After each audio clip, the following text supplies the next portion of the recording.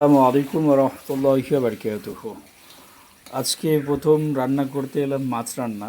তো কখনো করি নাই, আজকে ফার্স্ট টাইম আলু দিয়ে মাছ রান্না করব। যদিও আলুগুলো গোশের আলু হয়ে গেছে, মাছের আলু নয়, এটা মাছ ভাজা আছে। তো তাদের জন্য রান্না হবে যারা প্রতিনিয়ত দিনে 8 থেকে 10 ঘন্টা কোরআন শরীফ পড়ে, নামাজ পড়ে, ওই কোরআনের পাখিগুলোর জন্য রান্না।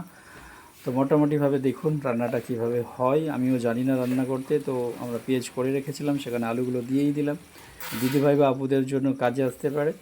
রান্নাটা একটু দেখেও নেবেন, আর আমিও নতুন, সেই হিসাবে একটা নতুন রেসিপিও হয়ে গেল আপনাদের সাথে ভিডিওর মাধ্যমে। তো চলছে রান্না, তো আপনারা দেখেন।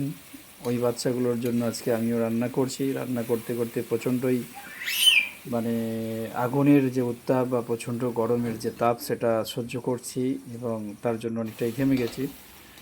আর চলেন এখন আলুগুলো আমি কষিয়ে নিচ্ছি, এরপরে মাছ রান্না করব। তো জানি না আপনাদের মাছ রান্নার এর মধ্যে কিছু ভুল থাকলে অবশ্যই অভিজ্ঞ আপুরা দিদি ভাইয়েরা জানিয়ে যাবেন। চলেন, কিন্তু বেশ দেখতে বেশ ভালো হয়েছে, গ্রেভিটাও ভালো হয়েছে, সেন্টটাও খুব ভালো আছে। এবার আমি পানি দিয়ে দিলাম। তো এরপরে পানি দিয়ে একটু ফুটিয়ে নিচ্ছি, তারপরে এই মাছগুলো দিয়ে দেব।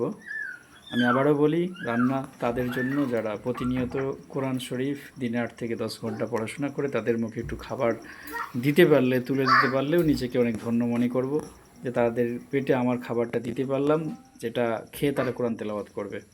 তো ধনিয়া পাতা দিয়ে দিলাম শেষের দিকে একদম ফুটন্তভাবে। তো ধনিয়া পাতা দিয়ে রেখে দিলাম। এবার এটাকে একটু ঢাকনা বসিয়ে দেব। তো দেখেন ঢাকনাটা খোলার পরে আলহামদুলিল্লাহ একটা সুন্দর কালার এসেছে এবং সুন্দর দেখাচ্ছে। চলেন আমিই দিচ্ছিলাম ওদেরকে। দেখেন এটা কত সুন্দর কোরআনের পাখি।